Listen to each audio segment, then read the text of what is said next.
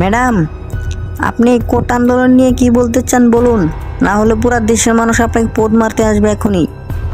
কোটা বাতিল হবে না, মুক্তিযোদ্ধারা সুযোগ পাবে না তো ওই রাজাকারের বাচ্চারা সুযোগ পাবে।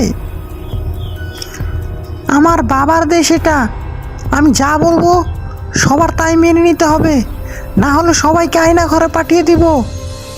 কোটা নাকি মেধা, কোটা নাকি মেধা, কোটা নাকি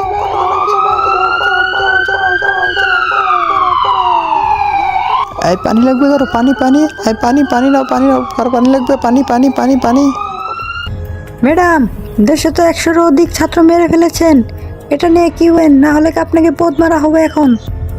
স্বজন হারানোর ব্যথা আমি বুঝি, আমার বাবাকে হারিয়েছি আমি। ম্যাডাম, শুনলাম ছাত্ররা আপনাকে নাকি পদ মারতে আসছে গণভবনে, এখন মোদির কি হবে ম্যাডাম, বলেন আমাদের। সত্যি ছাত্ররা গণভবনে আসছে? আমার তো অনেক হাগা ধরেছে, আমি একটু হেগে আসি, আপনারা আবার ভিডিও করে আপলোড করে দিন না।